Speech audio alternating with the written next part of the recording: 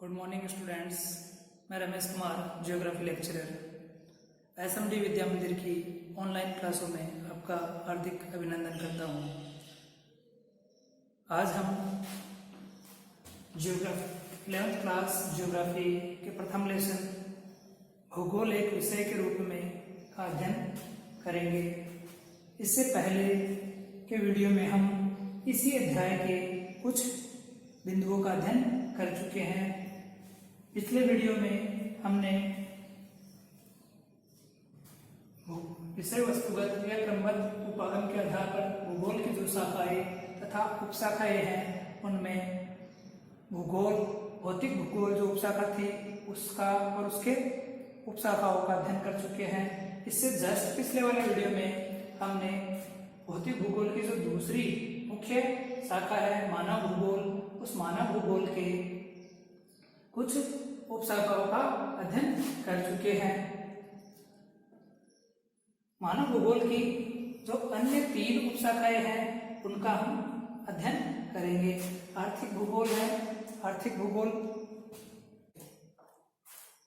तीसरी उपशाखा है जिसमें आर्थिक भूगोल, मानव भूगोल की तीसरी उपशाखा है आर्थिक भूगोल। मानव भूगोल की तीसरी उपशाखा कह सकते हो या भूगोल की एक उपशाखा कह सकते हो आर्थिक भूगोल। आर्थिक भूगोल में क्या किया जाता है? यह मानव की आर्थिक क्रियाओं, मानव जीवित रहने के लिए अपनी सुख सुविधाओं को बढ़ाने के लिए कोई ना कोई कार्य करता है। कार्य भी ऐसा जिसके माध्यम से उसके पास धन आए, कार्य भी ऐसा जिसके माध्यम से वह धन का अर्जन करे। और धन का अर्जन करने वाली क्रियाओं को ही हम आर्थिक क्रिया कहते हैं। ध्यान रखना, यहाँ पर आर्थिक क्रिया उन क्रियाओं को ही कहा जाता है जिन क्रियाओं के माध्यम से व्यक्ति धन का अर्जन करता है। जिन क्रियाओं के माध्यम से अगर व्यक्ति को कोई भी आय प्राप्त नहीं होती है उन कार्यों को आर्थिक क्रिया नहीं करते हैं, आर्थिक गतिविधि नहीं करते हैं।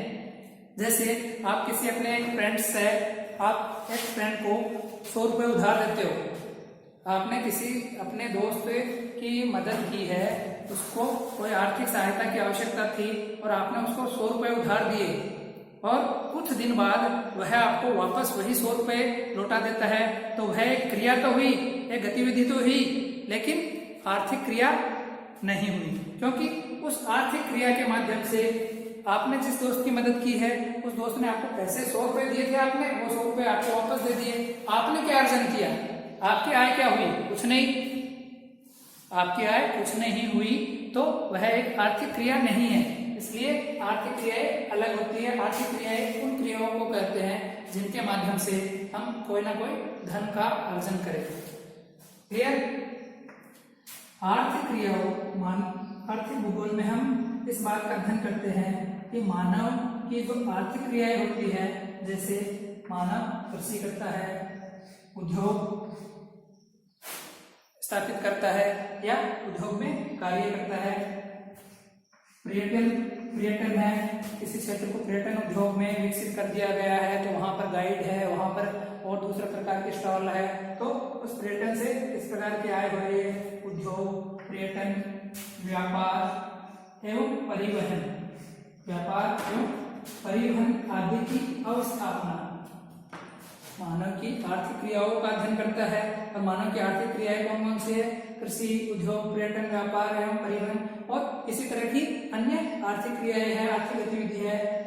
इन आर्थिक क्रियाओं के जो साधन हैं उन साधनों की अवस्थापना किस प्रकार से की जाती है? अवस्थापना कैसे की जाती है? जैसे उद्योग है, उद्योग ऐसे क्षेत्रों में अवस्थापित किया जाता है जहां पर उस उद्योग से निर्मित वस्तुओं की मांग हो। यह अवस्थापना का एक रीजन होता है। तो इन कारणों का किस प्रकार से उन उद्योगों की, उन आर्थिक क्रियाओं की अवस्थापना की गई है या की जानी चाहिए, इसका अध्ययन आर्थिक भूगोल में किया जाता है। और इन आर्थिक क्रियाकलापों में एक शब्द आता है सेवा क्षेत्र। जैसे कोई डॉक्टर है, वो ना तो कृषि कर रहा है, ना ही कोई उद्योग कर रहा है, ना ही कोई फैक्ट्री थोड़ा ना लगा रखी है, ना ही कृषि कर रहा है, ना ही कोई फैक्ट्री लगा रखी है, ना कोई उद्योग करता है, घूमने फिरने का उसका कोई ये व्यवसाय नहीं है कि मरीज उसके पास घूमने के लिए आए और हाँ डॉक्टर साहब हम आए, हम तो यहाँ पे घूमने के लिए आए, ऐसा तो कुछ नहीं है ना। नहीं, पर्यटन है, व्यापार है, वह ना तो कोई वस्तु देता है ना ही कोई वस्तु ले रहा है। ठीक है, अब आप कहोगे वो मेडिसिन देता है, मेडिसिन वो नहीं दे रहा है, मेडिसिन है दुकानदार जो मेडिकल स्टोर चलाता है वो व्यक्ति देगा, तो ना ही उसका व्यापार है। ट्रांसपोर्टेशन से भी उसका कोई लेना देना नहीं है, लेकिन वह क्या कर रहा है, एक पेशेंट को वह देखेगा, देखने के बाद उस पेशेंट से पारिश्रमिक या उस पेशेंट को देखा है, उसको जो सेवा दी है उस सेवा के बदले वह मरीज उसको फीस का भुगतान करेगा, तो वह आर्थिक क्रिया है। तो वह सेवाओं में उन सेवाओं का अध्ययन भी आर्थिक भूगोल के अंतर्गत किया जाता है। ठीक है, समझ गए। आर्थिक भूगोल शॉर्ट रूप में हम यह कह सकते हैं, मानव को जीवन यापन करने के लिए, सुख सुविधापूर्ण जीवन जीने के लिए कुछ ना कुछ आर्थिक क्रिया करनी आवश्यक होती है। आर्थिक क्रिया क्या होती है, सामान्य क्रिया क्या होती है, वो मैंने आपको समझा ही दिया। तो मानव को जीवन जीने के लिए जो आर्थिक क्रियाएं करता है, उन आर्थिक क्रियाओं में कृषि है, उद्योग है, व्यापार है, पर्यटन है, ऐसी बहुत सी और भी आर्थिक क्रियाएं हैं। उन आर्थिक क्रियाओं की अवस्थापना किस प्रकार से करनी है या की गई है, तथा आर्थिक क्रियाओं में कुछ डॉक्टर है, शिक्षक है, इस तरह के कुछ लोग होते हैं जो सेवाओं के बदले फीस का भुगतान या फीस प्राप्त करते हैं, अर्थ प्राप्त करते हैं। तो उन सेवाओं का अध्ययन आर्थिक भूगोल के अंतर्गत किया जाता है। उसका अध्ययन हो गया। अब ऐतिहासिक भूगोल, दोनों ही ये तीनों ही उपशाखाएं हैं, ध्यान रखना। और ऐतिहासिक भूगोल, ऐतिहासिक भूगोल मानव भूगोल की एक उपशाखा है, या यह भी कह सकते हैं भूगोल की उपशाखा है। ठीक है, तो ऐतिहासिक भूगोल में क्या कार्य किया जाता है, ऐतिहासिक भूगोल जो है यह उन ऐतिहासिक प्रक्रियाओं का अध्ययन करता है। किसका करता है, उन ऐतिहासिक प्रक्रियाओं का अध्ययन करता है जो किसी क्षेत्र को संदर्भित करता है। किसका अध्ययन करता है, उन प्रक्रियाओं का अध्ययन करता है जो किसी क्षेत्र को संगठित करती है, किसी क्षेत्र को जोड़ती है और किसी क्षेत्र को जोड़े हुए रखती है। यह उन प्रक्रियाओं का अध्ययन करता है। क्यों करता है, क्योंकि प्रत्येक प्रदेश जो होता है, प्रत्येक प्रदेश वर्तमान स्थिति में आने से पूर्व, आज हम जिस क्षेत्र में रह रहे हैं, निवास कर रहे हैं, या जिस क्षेत्र में हम घूमने गए हैं, आज वो जिस स्थिति में है हमेशा से वैसा थोड़ी ना था। उससे पहले उसका स्वरूप, उसका इतिहास कुछ अलग था, वर्तमान में उसका स्वरूप, उसका इतिहास अलग है। जैसे नालंदा विश्वविद्यालय का नाम सुना होगा आपने। नालंदा भारत के 3 प्रमुख विश्वविद्यालय थे, नालंदा, तक्षशिला। ठीक है, तो नालंदा है, तक्षशिला है। आज उनका स्वरूप क्या है, वो जर्जर हालत में है, लेकिन किसी समय में भारत के प्रमुख विश्वविद्यालय हुआ करते थे और उन विश्वविद्यालयों में विश्व के अन्य देशों से पढ़ने के लिए विद्यार्थी आया करते थे। आज भारत के लोग जाते हैं, अमेरिका जाते हैं, चाइना जाते हैं, जापान जाते हैं, फ्रांस जाते हैं पढ़ाई करने के लिए, अलग अलग चीजों की पढ़ाई करने के लिए। लेकिन आज से पहले किसी समय इतिहास अलग था। उस इतिहास में इन देशों के लोग भारत में आकर पढ़ाई करते थे, खोज करते थे, अन्य तथ्यों की जानकारी प्राप्त करते थे। तो कहने का तात्पर्य है, प्रत्येक प्रदेश जो होता है वर्तमान स्थिति में आने से पूर्व, आज जिस स्थिति में है उस स्थिति में आने से पूर्व अनेक ऐतिहासिक अनुभवों से गुजरता है। वर्तमान स्थिति में आने से पूर्व प्रत्येक प्रदेश जो होता है अनेक ऐतिहासिक अनुभवों से, अनेक ऐतिहासिक घटनाओं से गुजरते हुए वर्तमान स्थिति में आया है। क्लियर? तथा समय के साथ, जैसे जैसे समय बीतता है, समय के साथ उस स्थान की जो भी भौगोलिक तत्व है, उस स्थान के भौगोलिक तत्व है, उन भौगोलिक तत्वों में भी सामयिक परिवर्तन होते रहते हैं। जो भी स्थान विशेष है, समय के साथ जैसे जैसे समय बीतता है, समय के साथ उस स्थान पर जो भौगोलिक तत्व थे, जैसे अब कहोगे नालंदा में कौन से भौगोलिक तत्व आ गए, नालंदा छोड़ो, स्थान विशेष की बात कर रहे हैं। भूगोल क्या है? ऐतिहासिक भूगोल किसी भी क्षेत्र के इतिहास का अध्ययन करता है। आज जो है वो पहले कैसा था, पहले ऐसा था तो क्यों था, और आज ऐसा है तो क्यों है, इसके पीछे के जो कारण है इनका अध्ययन ऐतिहासिक भूगोल में किया जाता है। जैसे समय के अकॉर्डिंग किसी क्षेत्र विशेष के जो भौगोलिक तत्व होते हैं, उन भौगोलिक तत्वों में भी समय के साथ परिवर्तन होता रहता है। जैसे आज राजस्थान है, राजस्थान का 60% से ऊपर का भाग रेगिस्तानी बताया जाता है या रेगिस्तानी है। कालांतर में क्या यहाँ पर यही रेगिस्तान था, मरुस्थल था? बोलो, नहीं ना।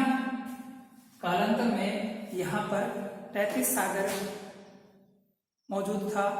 यह इतिहास बताता है कि वर्तमान में जहाँ पर राजस्थान में जो मरुस्थलीय क्षेत्र है, उस मरुस्थलीय क्षेत्र में 33 महासागर था, और 33 महासागर में होने के कारण यहाँ के जो आसपास की जलवायु थी वह महासागरीय जलवायु थी। लेकिन वर्तमान में क्या है, समय के साथ समय बीतता गया, यहाँ पर ऐसी प्रक्रियाएं, ऐसी घटनाएं घटित हुई कि उन प्रक्रियाओं, उन प्रक्रमों और उन घटनाओं के कारण समय के साथ साथ वहां के भौगोलिक तत्व बदल गए। जहां पर समुद्र हुआ करता था, महासागर हुआ करता था, वहां पर आज क्या है, रेगिस्तान है। तो समय के साथ ये परिवर्तन हुआ।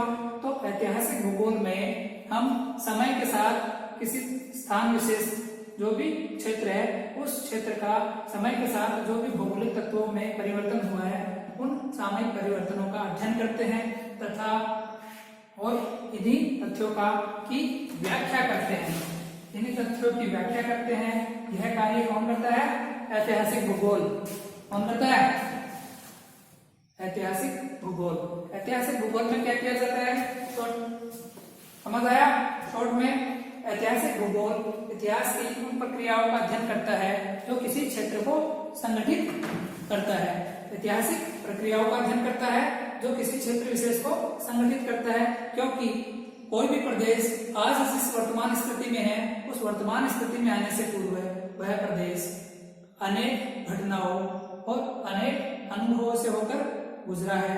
तो उन घटनाओं और उन अनुभवों के साथ साथ जैसे जैसे समय बीतता गया, उस भौगोलिक तत्व की, उस स्थान के भौगोलिक तत्वों में भी सामयिक परिवर्तन हुआ है। तो ऐतिहासिक भूगोल उन्हीं तत्वों की व्याख्या और उनका अध्ययन करता है। क्लियर? दूसरी मानव भूगोल की 5वीं उपशाखा है राजनीतिक भूगोल। मानव भूगोल राजनीतिक भूगोल में इसका अध्ययन करता है। क्या करता है? राजनीतिक भूगोल जो है वह किसी क्षेत्र को राजनीतिक भूगोल जो है वह किसी क्षेत्र की राजनीतिक घटनाओं, राजनीतिक भूगोल क्या करता है? यह किसी क्षेत्र को और वहां की राजनीतिक घटनाओं की दृष्टि से देखता है। राजनीतिक भूगोल है किसी भी क्षेत्र को केवल एक ही नजरिए से देखता है। राजनीतिक भूगोल किसी क्षेत्र को राजनीतिक घटनाओं की दृष्टि से देखता है। वहां पर किस प्रकार की राजनीतिक उथल पुथल हो रही है, किस प्रकार की राजनीतिक घटनाएं घटित हो रही है, इस बात का अध्ययन राजनीतिक भूगोल में किया जाता है। इसके साथ राजनीतिक भूगोल क्या करता है? यह उन क्षेत्रों की सीमाओं का अध्ययन करता है। क्या करता है? सीमाओं का अध्ययन करता है। यह क्षेत्र 2 राज्य हो सकते हैं, 2 शहर हो सकते हैं, 2 नगर हो सकते हैं, 2 देश हो सकते हैं या महाद्वीप हो सकते हैं। 2 देशों के मध्य सीमाएं किस प्रकार आवंटित की गई है, किस प्रकार अवस्थित है, 2 देशों के मध्य, 2 राज्यों के मध्य, 2 प्रदेशों के मध्य किस प्रकार से सीमाएं हैं, कहाँ से गुजरती है और उन सीमाओं की क्या विशेष बातें हैं, उनका अध्ययन राजनीतिक भूगोल में किया जाता है। उसके अलावा उन देशों, उन क्षेत्रों या उन राज्यों के सबसे निकट रहने वाले, निकटस्थ पड़ोसी इकाइयों के मध्य, निकटस्थ पड़ोसी इकाइयों के मध्य भूविन्यासिक संबंध किस प्रकार से है। दो पड़ोसी देश है, उनके मध्य भूविन्यासिक संबंध कैसे हैं। मधुर संबंध है, कटुता वाले संबंध है। जैसे भारत और पाकिस्तान के मध्य भूविन्यासिक संबंध कैसे जग जाहिर है, आप जानते हो। वही आप भारत और श्रीलंका के मध्य के संबंध देखते हो, मित्र देश है। नेपाल के साथ देख सकते हो, मित्र देश है। ठीक है, तो उन निकटस्थ पड़ोसी इकाइयों के मध्य भूविन्यासिक संबंध किस प्रकार से है। किसी भी क्षेत्र विशेष में या राज्य विशेष में निर्वाचन क्षेत्र का परिसीमन किस प्रकार से किया गया है या परिसमन किस प्रकार से किया जाना है, इसका अध्ययन भी राजनीतिक भूगोल में किया जाता है। वहां पर जो चुनाव है वह चुनाव परिदृश्य का विश्लेषण करता है कि उस क्षेत्र का निर्वाचन परिसमन किस प्रकार से है, वहां पर चुनाव किस प्रकार से करवाना है, वहां पर चुनाव किस प्रकार से तय होना है, चुनाव में पर्टिकुलर कौन सी पार्टी किस विशेषताओं के कारण या किस समीकरणों के कारण जीतती है, इन तथ्यों का विश्लेषण करता है। साथ ही राजनीतिक भूगोल एक चीज का और अध्ययन करता है, क्या करता है, वह जनसंख्या के राजनीतिक व्यवहार को। जनसंख्या किसी क्षेत्र विशेष में, किसी राज्य विशेष में जो जनसंख्या है वह जनसंख्या अपने क्षेत्र में किस प्रकार के राजनीतिक व्यवहार को अंजाम दे रही है, किस प्रकार का राजनीतिक व्यवहार कर रही है। तो उस राजनीतिक व्यवहार को समझने के लिए कुछ सैद्धांतिक या कुछ सिद्धांत रूपी रूपरेखा का विकास करती है। जैसे कोई भी पार्टी है, उस पार्टी के प्रति लोगों की सोच क्या है, उस पार्टी के नेताओं के प्रति सोच क्या है, चुनाव में चुनाव डालना आवश्यक क्यों है। या कई क्षेत्रों में हम देखते हैं कि लोग चुनाव डालने, अपना वोट डालने, मताधिकार का प्रयोग करने के लिए नहीं जाते हैं। क्यों नहीं जाते, कारण क्या है और किस प्रकार से वहां पर मताधिकार या चुनाव में वोटिंग का प्रतिशत बढ़ाया जा सके, इन सभी चीजों का अध्ययन इसके माध्यम से किया जाता है, राजनीतिक भूगोल के माध्यम से। शॉर्ट में हम समझ सकते हैं या कह सकते हैं, राजनीतिक भूगोल किसी भी क्षेत्र को राजनीतिक घटनाओं की दृष्टि से ही देखता है और उन क्षेत्रों में उन क्षेत्रों की जो सीमाएं हैं, उन सीमाओं का अध्ययन करता है। उन क्षेत्रों के निकटस्थ करीबी पड़ोसी देश है, पड़ोसी राज्य है, पड़ोसी इकाइयां है जो है, उन पड़ोसी इकाइयों के मध्य धरातलीय या भूविन्यासिक संबंध किस प्रकार से है, उनमें आपस में झगड़ा होता है, मधुर व्यवहार है, व्यापार के मध्य किस प्रकार का है, इन चीजों के बारे में अध्ययन करता है। उस क्षेत्र में निर्वाचन क्षेत्रों का परिसीमन करता है, वहां पर चुनाव परिदृश्य का विश्लेषण करता है और उस क्षेत्र विशेष की जनसंख्या का राजनीतिक व्यवहार कैसा है उसका अध्ययन और उसके सिद्धांतिक रूपरेखा का विकास करने का कार्य कौन करता है, राजनीतिक भूगोल। आज के इस वीडियो में बस इतना ही। धन्यवाद, मिलते हैं अगले वीडियो में। थैंक्स।